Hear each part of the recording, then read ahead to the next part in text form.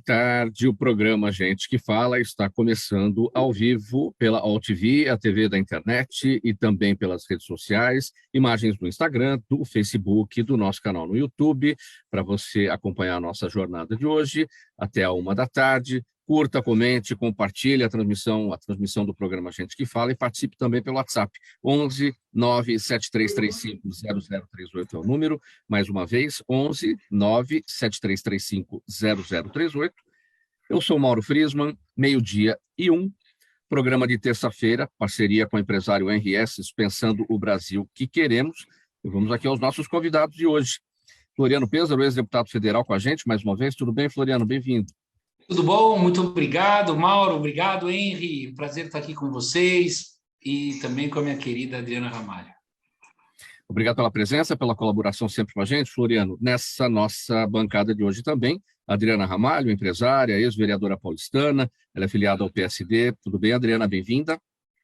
Oi, Mauro. Muito bom estar aqui mais uma vez com você, com todos que estão nos assistindo, estão nos ouvindo, com o meu amigo Floriano Pêssaro, que eu amo de paixão, Zenil, da equipe toda de vocês, que eu adoro muito. Muito bom estar com vocês sempre. Obrigado também, Adriana, pela colaboração com a gente sempre. Nesse nosso time também, para a nossa conversa, para análise e debate dos temas propostos aqui hoje, o Henry Estes, empresário, ativista social, CEO da DNA Internacional Brasil e presidente da Bnei-Brit São Paulo. Tudo bem, Henry? Como é que estão as coisas? Olá, bom dia. É uma honra estar com todos vocês. Adriana, Floriano, Mauro, muito obrigado pela oportunidade. Obrigado pela presença, Henry, aqui nessa nossa conversa de hoje. 12:02, vamos ao primeiro assunto desta terça-feira, minha gente. Olha, o número de empreendedores com empresas com mais de 3 anos e meio segue crescendo no Brasil. 10% da população adulta comanda um negócio desse tipo no país, incluindo aí um perigoso índice do chamado empreendedorismo por necessidade. O percentual fez com que o Brasil saltasse da 13ª para a 7ª posição no ranking mundial do setor e com que o governo estudasse o percentual máximo de cobertura de inadimplência do PRONAMP, que pode passar de 20% para 30%. O início das operações do novo PRONAMP está previsto agora aí para ocorrer dia 31 de julho. Floriano, vamos falar desse tema aqui, o PRONAMP, o Programa de Apoio às Microempresas e empresas de pequeno porte, e que possibilita empréstimos a juros mais baixos, né, porque parte dos recursos é garantido pelo Fundo Garantidor de Operações, né? Como é que você observa este cenário aí, o Brasil saltando da 13ª para a 7ª posição no ranking mundial do setor? É muito bom, até porque nós estamos falando de empresas com 3 anos e meio ou mais. Você sabe que eu estou trabalhando em Brasília, no Sebrae Nacional, no Conselho Nacional do Sebrae, a gente analisa programas, projetos, ajuda na criação desses programas e desses projetos. Eu que trabalhei a vida inteira na área do desenvolvimento social, achei por bem ter essa experiência no Sebrae, porque o Sebrae, de fato, é o grande mecanismo, talvez a principal ferramenta para a saída da crise econômica pós-pandêmica, digamos assim. E o número é muito bom, porque mostra que não só você tem empresas que estão há mais tempo se organizando dentro desse pequeno mercado, grande mercado, né? É uma pequena empresa num grande mercado. E é diferente da pejotização que nós tivemos em anos anteriores, em alguns momentos, em que empresas obrigavam seus funcionários seletistas a se tornarem pequenas empresas para recontratarem pagando menos imposto. Não é uma pejotização aqui nesse caso. Aqui nesse caso são empresas realmente que se estabeleceram, muitas delas no início da pandemia, depois tiveram que ficar fechadas por esse período todo, quase 2 anos, e retomam as suas atividades agora, por isso os 3 anos e meio. E o PRONAMP, que na minha opinião técnica, foi o mais importante programa criado pelo governo federal nesses últimos anos. O PRONAMP é um programa que, de fato, ajuda a irrigar o pequeno negócio de recursos subsidiados, com juros subsidiados, né? E faz com que, então, o pequeno empresário possa, ao contrair esse empréstimo subsidiado abaixo do mercado, com juros subsidiados pelo governo, ele possa pagar seus funcionários, Isso aconteceu durante a pandemia, muitos mandaram embora, mas muitos conseguiram manter seus funcionários com um percentual mínimo usando o Pronamp.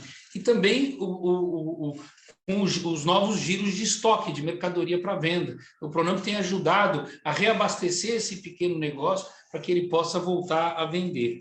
Então, acho que foi uma das medidas mais importantes, como já disse, o Pronamp, e acho que é um número para se comemorar, dado que o Brasil ainda está muito longe, nós estamos em 7ª posição, muito longe dos países, especialmente os países europeus, onde o pequeno negócio, praticamente, você vai para Portugal, Itália, você chega a 85% dos negócios são pequenos negócios, né? Pequenos e médios negócios. Você não tem grandes redes americanas, grandes cadeias espalhadas nesses países, né? Tivemos recentemente em Lisboa, e o que mais tinha era o dono do negócio atrás do balcão, vendendo, em geral, com um funcionário adicional, seja em restaurante, seja em pequeno comércio.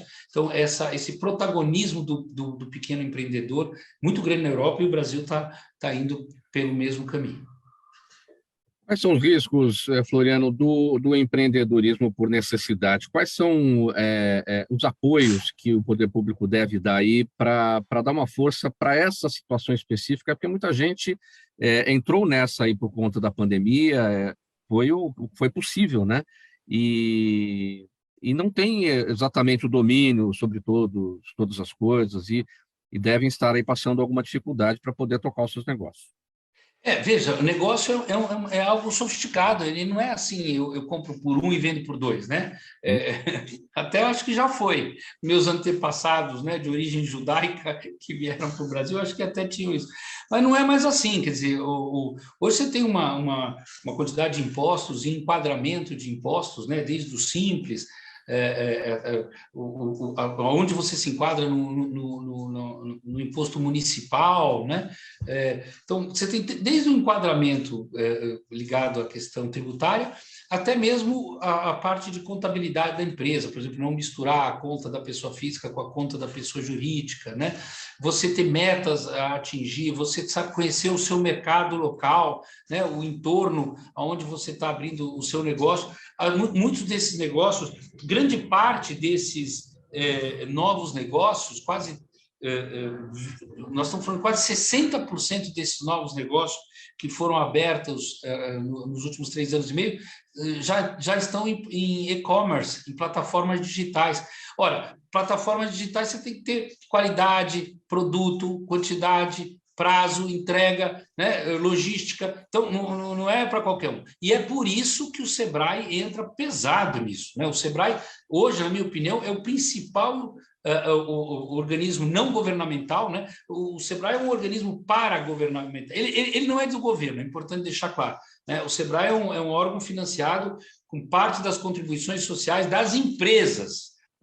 Então, o Sebrae foi criado com uma mentalidade privada e não pública, mas para atuar no público. Então, na minha opinião, hoje é a principal organização brasileira que atende esse pequeno empreendedor, né, não só com formação, cursos, assistência técnica. Então, sim, eu recomendo que procure o Sebrae mais próximo do seu negócio para que você possa ter um negócio expandindo.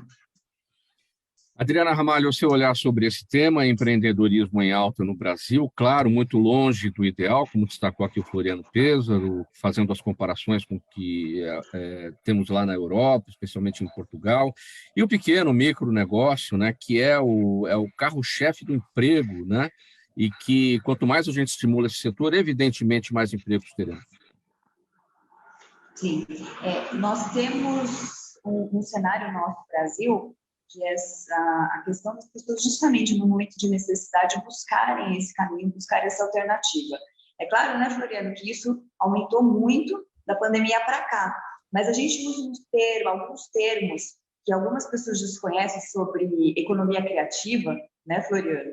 E um termo que ultimamente eu tenho escutado muito, que é o nanoempreendedorismo, que é justamente essa pessoa que faz o bolo em casa e vende as fatias para os vizinhos, vende bolo para o vizinho, uma prática que há muito tempo acontece, e justamente nesse estado de necessidade, nesse estado onde a pessoa perde o emprego, não consegue se recolocar no mercado de trabalho, Então, a gente ter o Sebrae e ter alternativas tributárias para que possa ajudar essas pessoas tem sido uma fase de debate. Por que eu falo debate, Mauro? Porque precisa exatamente começar por um ponto que é a educação financeira. Então, a pessoa, às vezes, nem sabe por onde começar. E como você ter acesso à educação financeira? Aí a pessoa fala assim, eu não consigo pagar um curso porque eu estou desempregada. Como a gente pode ter, através das nossas instituições, um apoio, uma ajuda para essas pessoas que precisam de um norte, que precisam de uma direção? Então, a gente tem um caminho ainda sobre políticas públicas que precisa dar esse suporte para a nossa sociedade, para essas pessoas que precisam. Então, é falar de uma realidade, mas sem falar que isso não existia. Sempre existiu, e o que a gente tem visto é que, com a pandemia, isso aumentou isso. Vocês têm buscado essa alternativa dentro de casa, de iniciar o seu negócio. E olha, é surpreendente, eu tive outro dia na comunidade do Heliópolis, e eu fui conhecer uma sorveteria que começou na pandemia, justamente porque os dois, né, o marido e a mulher, perderam os seus respectivos empregos e começaram a vender sorvete. E foi um sucesso. Hoje, não só eles atendem a comunidade do Heliópolis, como todos os bairros vizinhos, eles conseguiram, né, estudar através da internet as melhores estratégias para poder ampliar o negócio, e hoje eles nem se preocupam em formar o seu currículo, estão formados, os dois têm formação acadêmica, e hoje eles estão ampliando o negócio dele. 2 anos depois, eles estão ampliando a loja e pensando já numa filial, já pensar em abrir outros bairros. Então, é esse apoio que a gente precisa ter das grandes instituições, e o Sebrae tem realizado um papel fundamental, extremamente importante para isso. O Sebrae, principalmente aqui em São Paulo, a gente tem acesso, e eles têm essa preocupação social de estender ao máximo de escolas, de empresas, esse braço para poder fornecer cursos. Eu posso te dizer isso como um exemplo, o Ramalho da Construção, meu pai, meu digníssimo pai, que é presidente do Sintracom, conseguiu levar o Sebrae para dentro do sindicato, bem como conseguiu estender cursos para vários trabalhadores da categoria da construção, que querem uma oportunidade, que querem aprender, que querem outros negócios, e o Sebrae tem sido essa ponte, tem sido esse suporte. Então, esse é o caminho. Dar orientações, fornecer oportunidades de cursos, pensar em políticas públicas para essa sociedade e, cada vez mais, a gente conseguir atender as especificidades das regiões. Então, o Floriano Pêssaro, para mim, é um professor, ele, para mim, é uma mente brilhante, eu sou suspeita mesmo, mas com razão, porque a inteligência desse homem é incrível, acima da média. E o que ele faz pensando no todo, nas pessoas, é um exemplo para todos nós. E, para mim, eu me sinto orgulhosa e é um privilégio ser meu amigo. Henri Esses, você caminha por 2 trilhas aí, você tem o seu lado empresarial, você tem o seu lado do ativista social. Em que momento essas 2 coisas se encontram e ajudam no empreendedorismo? Do lado empresarial, sempre tivemos o apoio do Sebrae, de outros institutos tipo o SESC e SENAC aqui em São Paulo. Sim. Mas o Sebrae, especialmente, é uma oportunidade de aprendizado. Acho que o Floriano falou maravilhosamente bem. Floriano é um exemplo de gente dedicada e interessada, com olho no povo brasileiro, o povo resiliente brasileiro. E eu acredito que sem aprendizado você não tem caminhos, vai ter oportunidades pequenas, vai ter aquele voo de pombo, como a gente diz. Então, o Sebrae, os outros institutos, principalmente o Sebrae, ele traz qualificação, traz uma oportunidade. O que falta de verdade é alguma coisa similar ao que se faz na Índia, na China, com exemplos tipo Bancos do Povo, onde tem financiamentos muito alongados, a juros não subsidiados, mas negativos. Tem o Instituto Yunis, por exemplo, que inclusive está em centenas de países, inclusive representado aqui no Brasil, O exemplo que nós devemos talvez observar e ver que não é a favor apoiar com juros negativos quem precisa começar, mas simplesmente é uma aposta no Brasil, uma aposta de que teremos futuros pagadores de impostos e gente capaz de ter sobrevivência. Misturei as duas atividades, eu acho que consegui responder. Isso significa mudança de ideais ao longo do caminho, Henri? Eu acho que tem que olhar o alcance institucional de uma maneira diferente do que a gente olha empresarialmente. Um erro quando nós pensamos a população marginal, a população residual, a vulnerável, como custo. Ela é investimento. Ou você pensa, como você pensa em um filho, quando você tem um filho, você paga R$1 milhão na classe média para educar um filho durante todo o período até o final da universidade, e você acha normal alimentar, viajar, cuidar. Nós somos responsáveis pelos demais, como se tivéssemos essa família e são nossa família, a população brasileira. Então, essa é a mudança de diálogo que entendo que tem que dividir, não pode pensar privativamente em assuntos sociais. Floriano, ainda nesse tema, você destacou aí no início da sua fala, sua mudança, né, do seu trabalho no desenvolvimento social, nas ações sociais que você tinha, e você foi para o SEBRAE. Agora, o SEBRAE é o exemplo de ação social, né?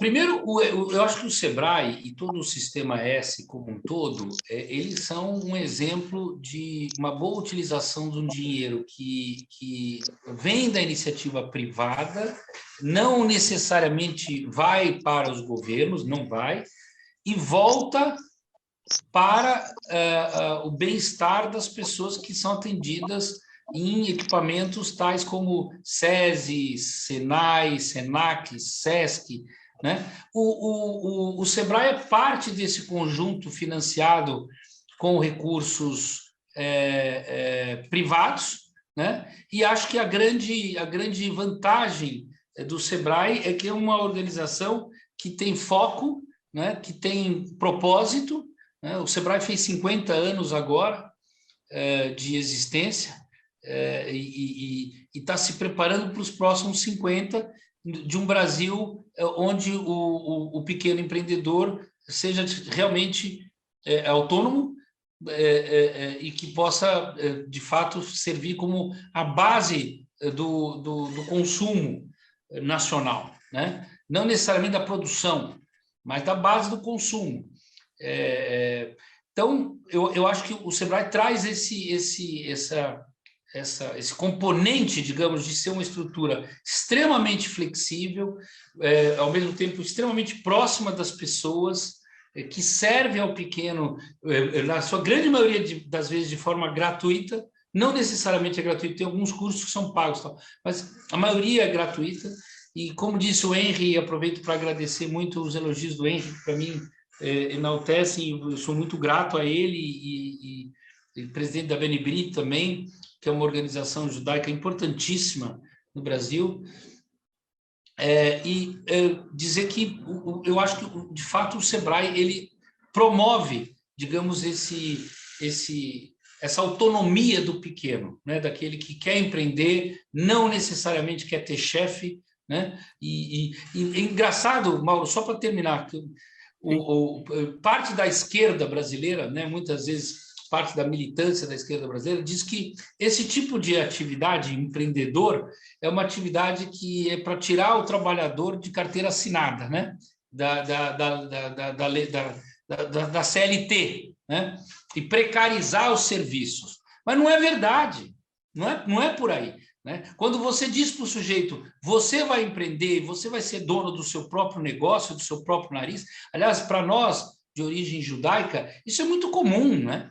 Os judeus se desenvolveram no mundo inteiro assim, né? Sendo donos do seu próprio nariz e criando suas próprias redes e seus próprios negócios.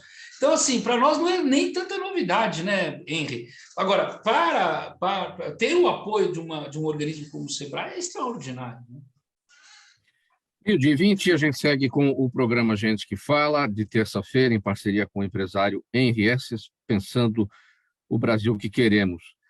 Mudança de assunto geral aqui, gente, vamos por uma página triste, policial. A mãe de outra paciente sedada pelo médico Giovanni Quintela, preso após ser flagrado em vídeo estuprando uma grávida durante o parto, esteve ontem na Delegacia de Atendimento à Mulher de São João do Meriti para ser ouvida pela polícia.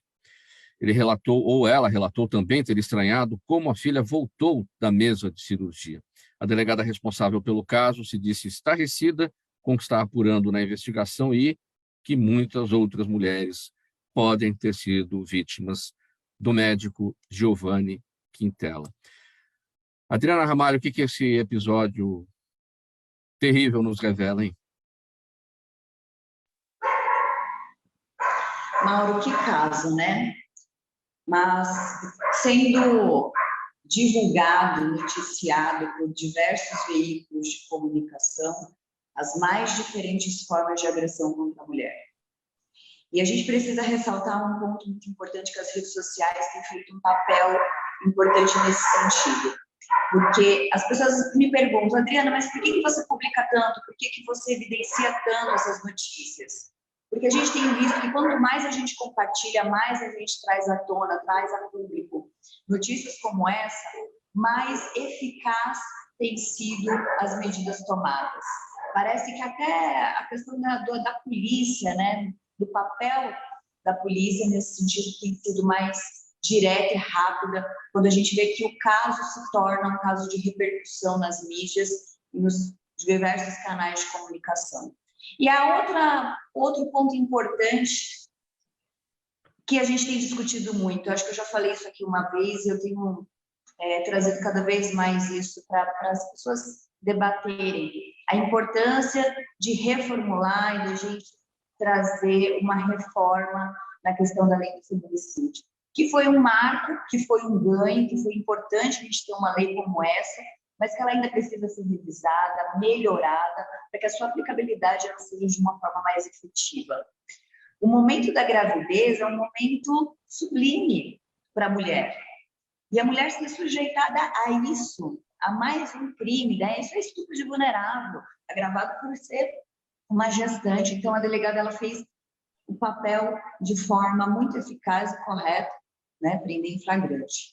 E onde nós precisamos ainda melhorar para que crimes como esse diminuam? Porque o nosso sonho é que acabe, mas nós estamos numa sociedade de diferentes cabeças. Então, a gente sabe que se uma lei penal existe, é porque nós temos criminosos como esse anestesista, que não tem escrúpulo nenhum, que joga a sua faculdade no lixo, né? E a gente até coloca em questão, né, o estado mental dessa pessoa, mas o caráter, principalmente. Um médico fazer isso com uma paciente. E quantos casos mais aconteceram, Mauro? Este é um caso que foi constatado. Quantas mais vítimas existem antes dessa?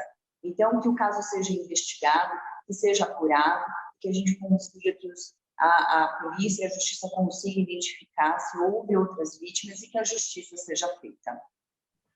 Uma das poucas coisas, não é, Adriana Ramalho, que as pessoas têm, de fato, confiança, né?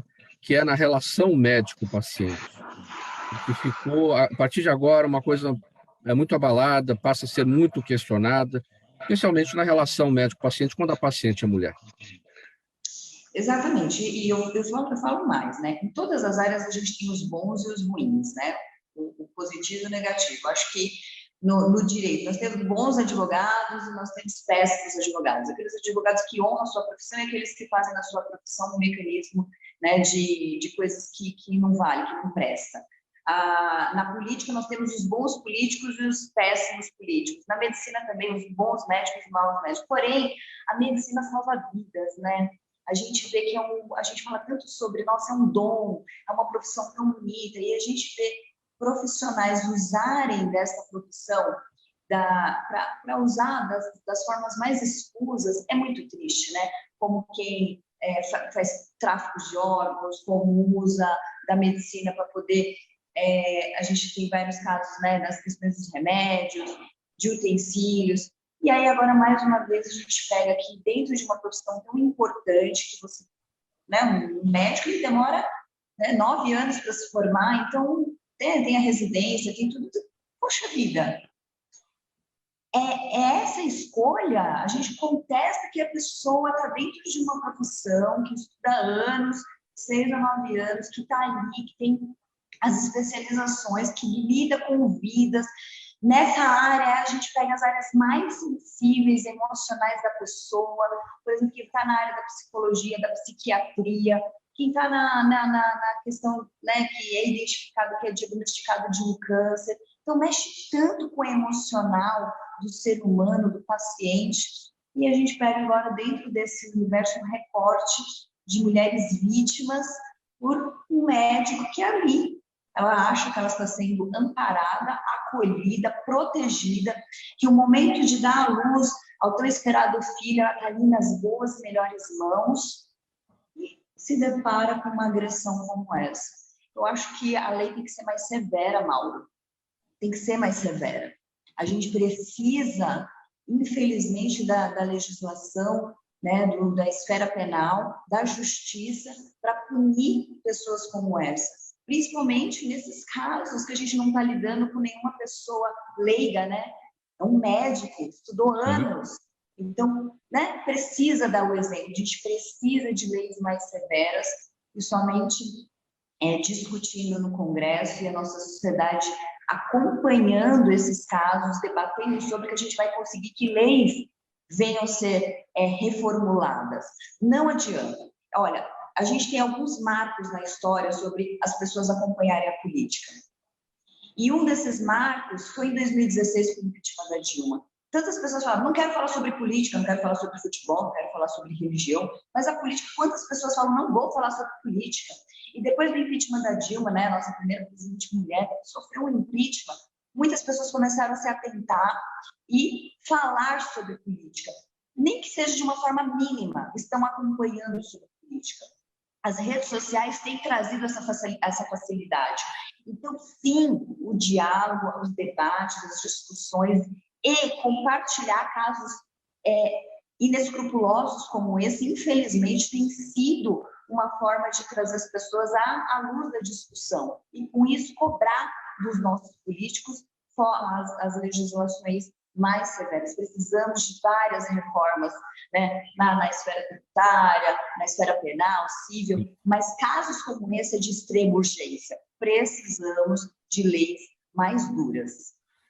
Floriano Pêssaro, leis mais severas, leis mais duras, como destacou a Adriana Ramalho, que a justiça seja feita, que a punição seja exemplar a esse médico, que o reparo a essa paciente seja o melhor, a essa ou eventuais outras pacientes, né, que o reparo seja feito, que os reparos sejam feitos, e que isso não abale também a classe médica, né? Como destacou a Adriana, né? Nesse momento que a gente vive de pandemia, o quanto a classe médica foi importante nesse momento para a gente não pode perder essa confiança, essa relação do médico-paciente, o quanto a gente deve, né, para a classe médica os favores prestados, tudo isso que fizeram para salvar as vidas de todos nós durante a Covid. Que essa relação não seja abalada por conta de um ato de extrema agressão e que seja isolado mesmo. Não, sem dúvida, né? Quer dizer, esse sujeito é um sujeito doente, né?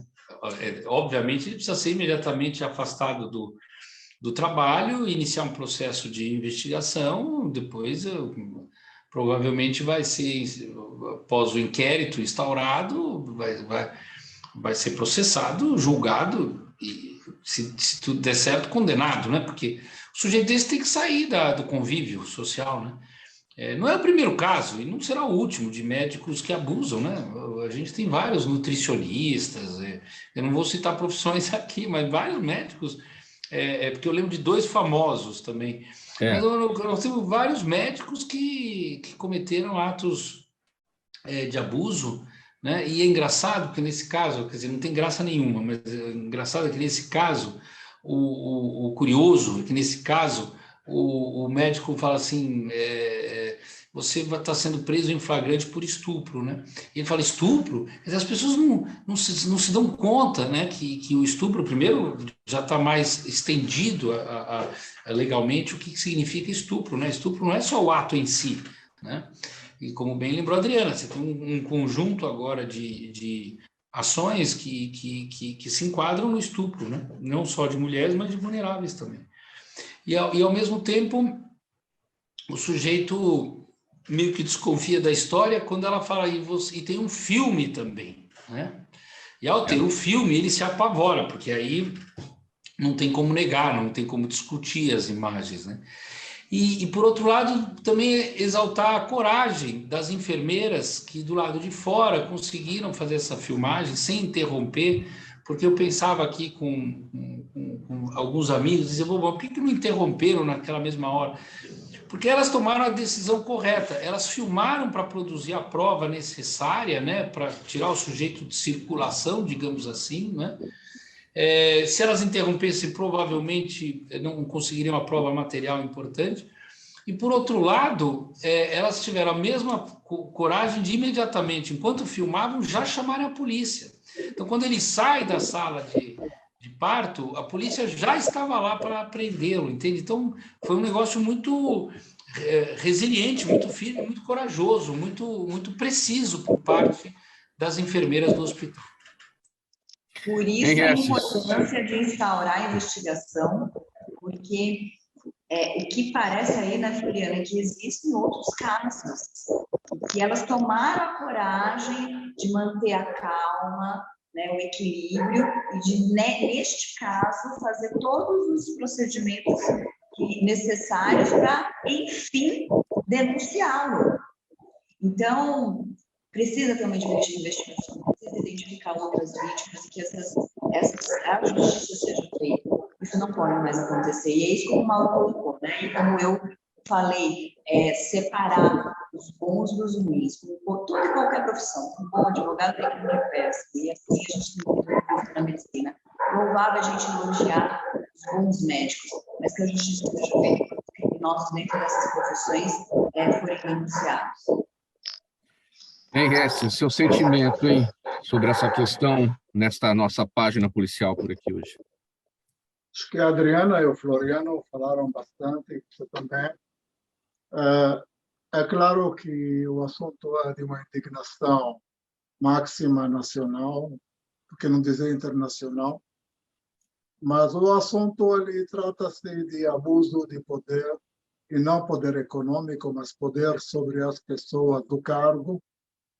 Que isso tem acontecido, infelizmente, nós vimos em situações completamente distintas, na área médica, na área da advocacia, na área do direito, na área dentro da própria Alesp, aconteceu recentemente, também em casos de assédio. Tivemos caso do médium, tivemos um médico importante na Avenida Estados Unidos, não vou citar nome, para não dar voz para ele. Ex-presidente da Caixa. Exatamente. Então, o que nós temos que ter? Eu acho que é um assunto de controle, compliance e punição. Sem controle, sem um médico entrar numa sala quando o assunto é sensível ao paciente, entrar acompanhado. O advogado ter uma testemunha quando o assunto for flagrante, quando o policial vai agir também com assédio e força num assunto flagrante, ele tem que ter testemunha. Eu acho que as câmeras também instaladas nos policiais é um caso parecido.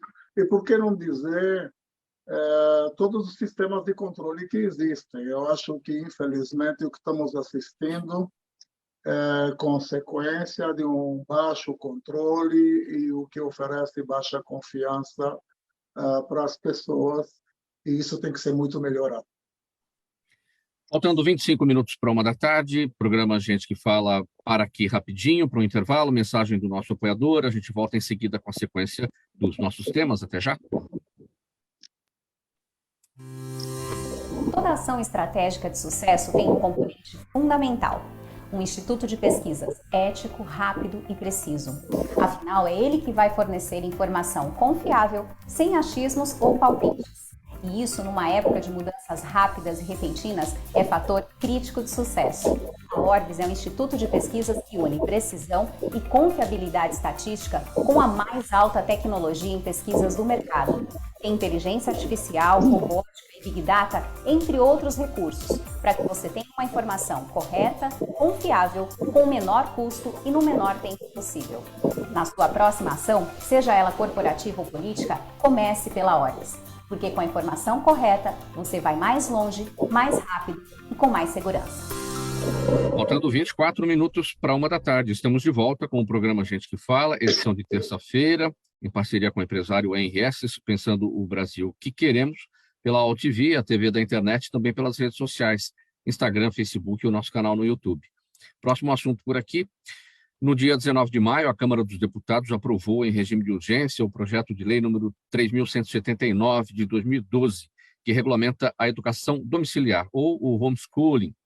O projeto, porém, que é único na área de educação apresentado pelo governo, enfrenta resistência no Senado, onde grande parte dos parlamentares alega que ele só irá atender a uma reduzidíssima parcela da população que pode contratar professores particulares, enquanto irá ocultar todos os casos de crianças que não vão à escola por descaso da família, maus tratos ou outras razões ainda piores.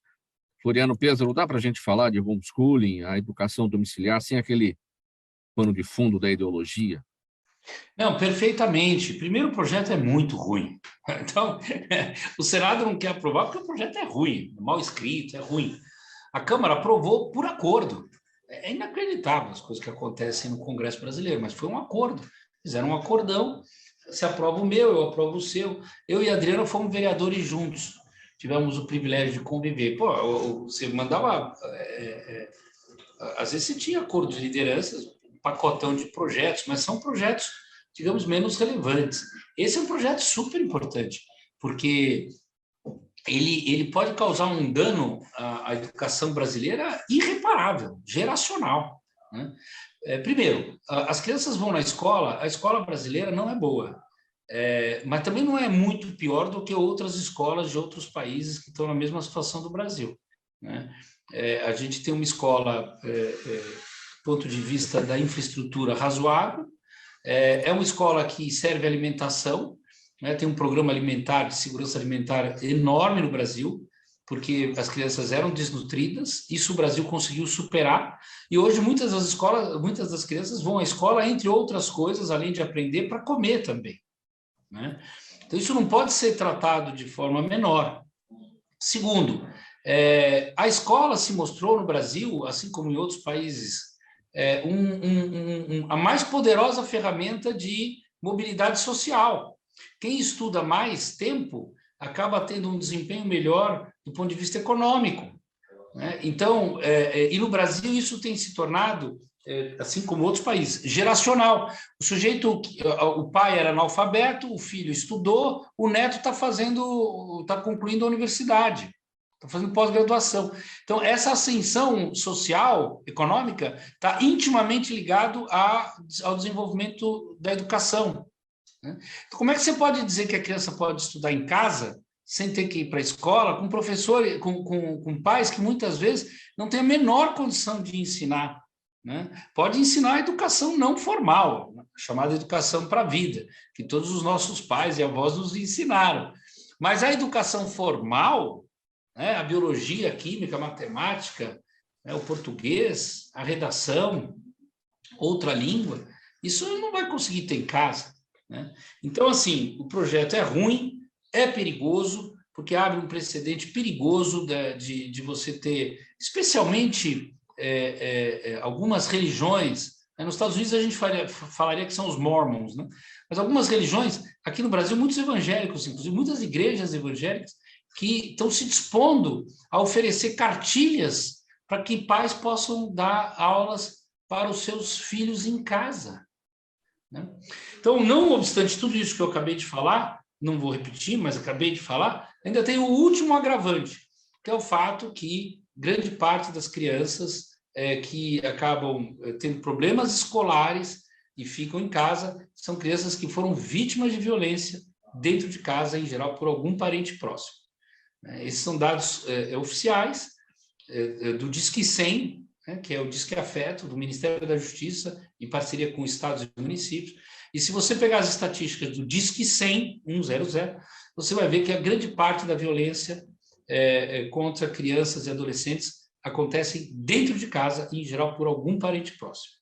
Então, o ambiente escolar, ele favorece que esse tipo de violência doméstica, seja com a criança, seja mesmo, muitas vezes, com a mulher, com a esposa, também surja na escola como tema, né? Mudança comportamental da criança, etc. Então, os professores e diretores também são agentes importantes na identificação desse tipo de problema doméstico. Agora, se a criança não vai para a escola, né? E, por último, a socialização, que a gente precisa tratar, né? Quando você vai à escola, você convive com o diferente, você convive com uma pessoa que muitas vezes, aliás, se você convive com a diversidade, né? E essa diversidade de pessoas e culturas e origens é que faz com que a gente seja seres humanos sociáveis, né? E não ficar em casa trancado. Eram essas as minhas considerações. Adriana, sobre o pano de fundo ideológico, né, que eu falei aqui na nossa abertura em relação a esse tema, quer dizer, essa tentativa de afastar a criança da escola, o que impede, por exemplo, o acesso à alimentação, à merenda, o que é muito comum na escola que a gente tem no Brasil, impede a possibilidade de denúncias para os professores de problemas, de abusos que venham a ocorrer em casa, uma série de questões. Naquela ideia, naquela tentativa de afastar a criança do convívio social, vou educar o filho conforme os meus valores, confundindo a educação não formal com a educação formal, tudo isso, né? Perfeitamente. Mauro, eu concordo na íntegra com tudo que o Floriano falou. O texto é péssimo, eu não sou a favor do homeschooling. Eu acho que dentro desse parâmetro, se a gente fosse discutir e debater, você pegar uma determinada grade, né, curricular e implementar um homeschooling, seria até viável. Pegar uma determinada matéria, um dia da semana, e aí você dá um sentido para a questão do homeschooling, na questão da tecnologia, de um outro parâmetro que eles entendem ser apropriado no homeschooling. Mas eu acho que o primordial, conversando com alguns profissionais da área da psicologia e da psiquiatria, que também se preocupam com essa implementação, vem essa questão primordial, que é a questão do convívio. Na escola você tem horários, você tem regras, você tem disciplinas, você tem a questão de identificar, muitas vezes, na criança, déficit de atenção, algum problema psicológico. Eu sou madrinha de uma associação, de um instituto, que chama Instituto ESA. E o Instituto ESA trabalha com crianças e adolescentes que tentaram suicídio. E a maior parte do quadro desse instituto é dessa questão da tentativa de suicídio. Mas tem vários outros tipos de questões psicológicas, depressão, automutilação, meninas que foram violentadas por pais, por parentes, como colocou aqui Floriano. Foi através da escola, através dos professores, que foi identificado mudança de comportamento, que foi identificado algum tipo de chamar a atenção daquela criança. Então, este convívio da escola, ele é importante em vários fatores, em várias questões. Às vezes, dentro de casa, os pais não conseguem identificar a mudança de comportamento do filho ou de algo que o filho está sofrendo e não consegue relatar, não consegue falar. E é na escola que, através de amigos, dos professores, consegue se identificar e consegue esse apoio. E a questão mesmo de você conseguir trazer para dentro dessa criança, para a cabeça da criança, vários despertar, né? Você consegue o convívio entre amigos, você consegue identificar personalidade, você consegue identificar, trabalhar essa criança para algo que ela precisa. Às vezes é uma criança tímida que você vai colocar na aula de artes, e ali ela vai poder expressar o que ela sente. Então, eu não sou a favor do homeschooling, eu acho que a gente precisa debater muito mais, não é através de acordão que a gente tem que fazer legislação, e principalmente o impacto dele, que vai trazer diretamente para as crianças e adolescentes. A gente está falando de vidas, o reflexo que isso traz, essa responsabilidade que os nossos parlamentares precisam ter, eles têm que ter na íntegra. Então, a sociedade tem que cobrar que isso é errado. Projetos como esse não podem passar, não podem ser aprovados, não podem ser sancionados. Tem que ser maior debatido, não só nas comissões, mas no plenário. Então, sabe? Parece que está muito oba-oba.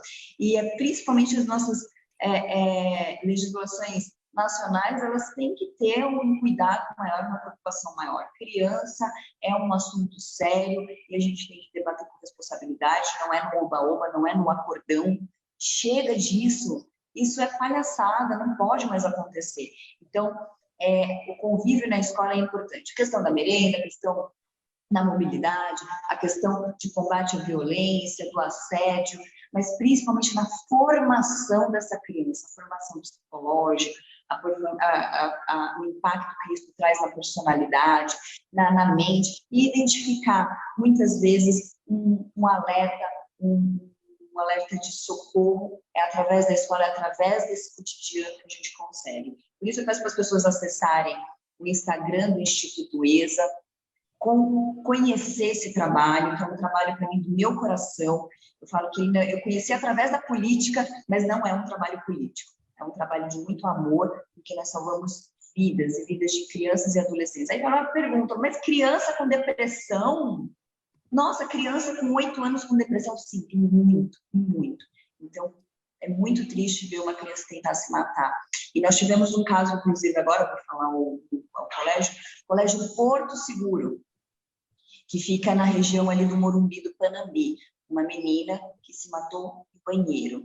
Então, esse alerta precisa acontecer e a gente precisa trazer essa discussão e precisa da escola para continuar identificando. Esse, infelizmente, foi um caso que não conseguimos salvar a vida dessa menina, mas muitos casos, Mauro, foi através da escola que nós conseguimos salvar. Escolas públicas e particulares. Foi através da escola, do convívio, que nós conseguimos identificar e salvar essas vidas. Adriana Ramalho, você citou o Instituto ESA, eu estou aqui no Instagram, Espaço Social do Amparo, Programa de Ações Preventivas através da Arte. É isso, né? Estou vendo aqui que você segue e eu, a partir de agora, sigo também.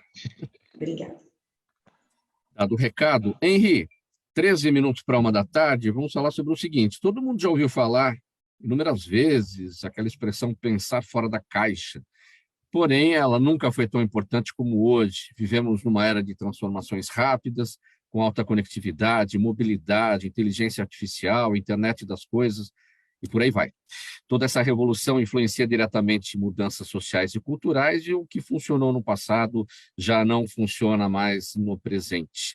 O indivíduo que enxerga fora da caixa tem maturidade intelectual e emocional, além do pensamento crítico e atitude para inovar, criar e empreender.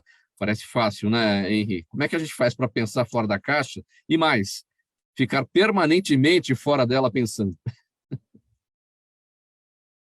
Seu microfone fechado, Henri.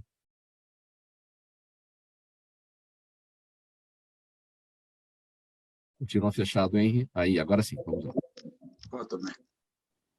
Eu acho que temos que lembrar que todas as pessoas, todos nós, somos hoje multidisciplinares, com múltiplos interesses, e acabamos de falar agora de assuntos tão diversos aqui hoje, e aqui mostra que um pouco de conhecimento em cada assunto e experiências pessoais são importantes.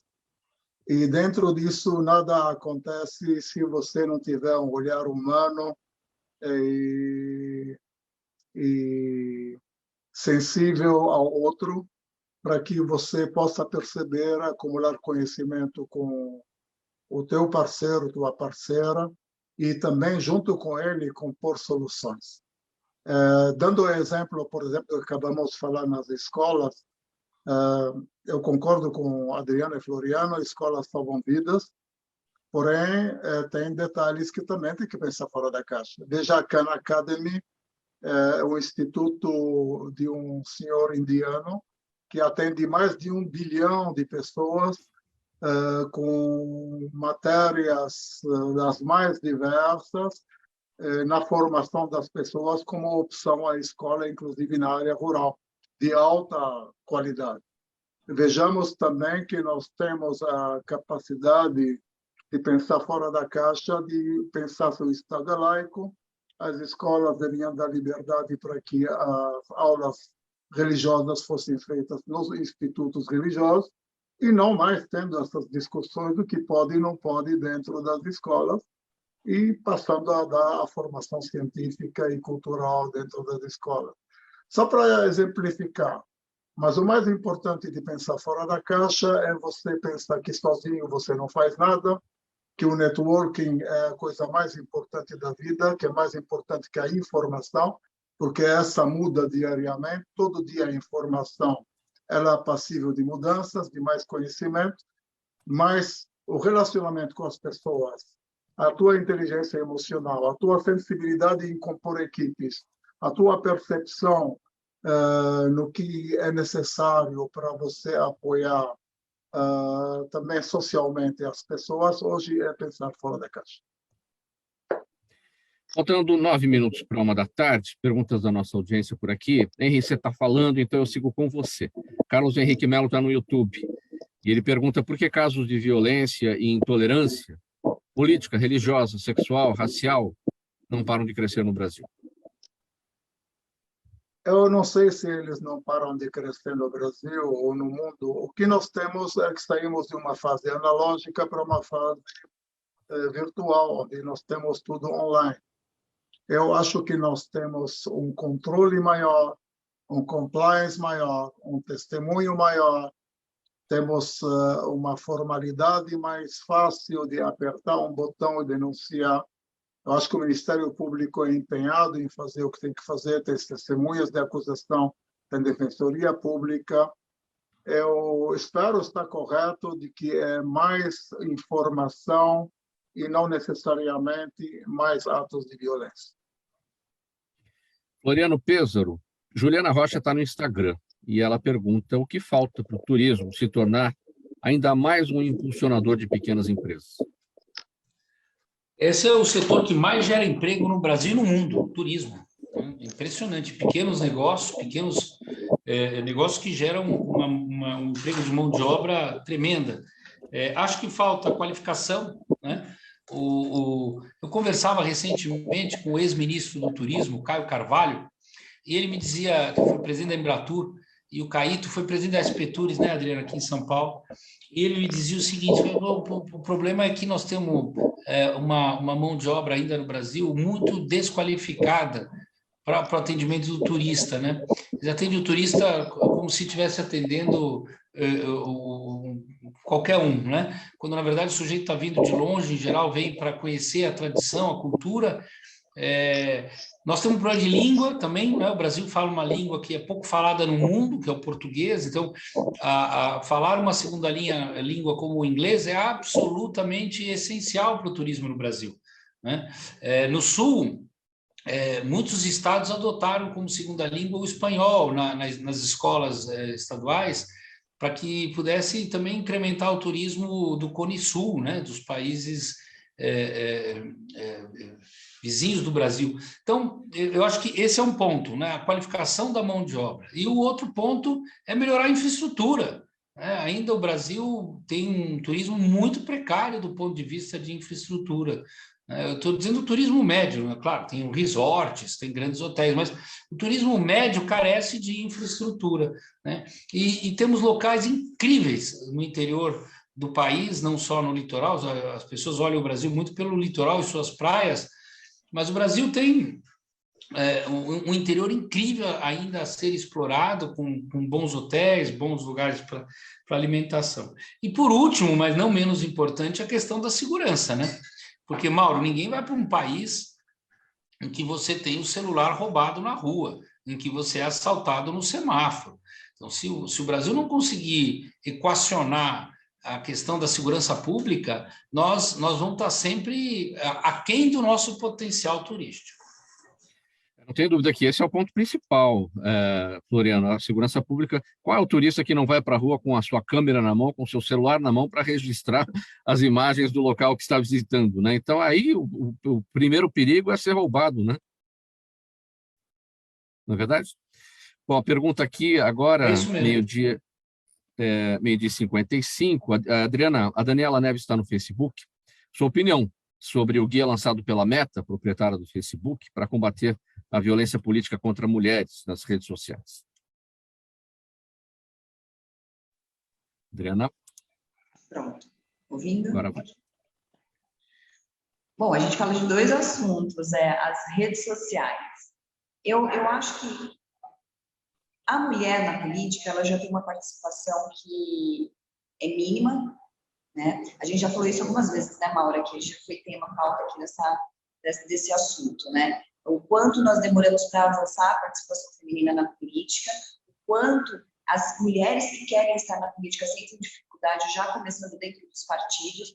Por exemplo, como a gente já falou aqui em outra oportunidade, começa na estrutura, né? Por que não uma presidente mulher de um diretório nacional? Por que não uma mulher presidente de um diretório estadual, municipal? Por que não ela ser a tesoureira, a vice-presidente? Né? Sempre é vogal, sempre está como suplente. Ela já não participa diretamente, né, das tomadas de decisões dentro do partido.